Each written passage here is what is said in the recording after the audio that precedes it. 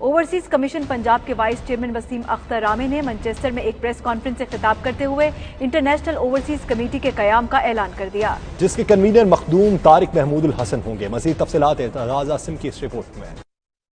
Overseas commission Punjab کے vice chairman Wasim Akhtar Ramay برطانیہ کے دورے پر ہیں۔ گزشتہ روز مانچسٹر میں ان کے اعزاز میں دعوت کی گئی، جہاں ایک پریس کانفرنس کا اہتمام بھی کیا گیا۔ وسیم اختر رامے نے خطاب کرتے ہوئے کہا کہ اوورسیز کمیشن پنجاب ایک باقاعدہ فعال ادارہ بن چکا ہے، تمام اوورسیز کے مسائل اب اس پلیٹ فارم سے حل ہو رہے ہیں۔ انہوں نے اس موقع پر انٹرنیشنل اوورسیز کمیٹی کا اعلان بھی کیا، جس کا مرکزی کنوینر مخدوم طارق محمود الحسن کو مقرر کیا گیا۔ محمود الحسن نے اپنی اس تقرری پر وسیم اختر رامے کا شکریہ ادا کیا اور کہا کہ وہ اوورسیز پاکستانیوں کے مسائل ترجیحی بنیادوں پر حل کریں گے۔ کمیٹی بنائی ہے جو پورے دنیا میں ہم نے ایڈوائزری کونسلز بنانی ہے ہر کنٹری کی، اس کے ہم نے جو کنوینئر ہے مخدوم طارق صاحب کو لگا دیا ہے اور ان کے ساتھ 4 ممبرز ہیں۔ یہ ہمیں ریکمنڈیشنز دیں گے کہ جس ملک میں بھی 1 لاکھ سے زیادہ پاکستانی ہیں اس میں ہم اپنا ایڈوائزری کمیٹی لگائیں گے، جس کی ریکمنڈیشن ان کے بعد ہم ان کے نوٹیفیکیشن کریں گے۔ پوری دنیا میں ہم نے بورڈ بنانے ہیں، ایڈوائزری بورڈ، یہاں پر 1 لاکھ سے زیادہ آبادی کی پاکستانی آبادی ہے، تو اس سلسلے میں ایڈوائزری کونسل جو ہے وہ ایسے لوگ جو لائل ہوں گے، صاف ستھرے ہوں گے اور جو کمیونٹی کا درد رکھتے ہوں گے اور کام کر سکتے ہوں گے،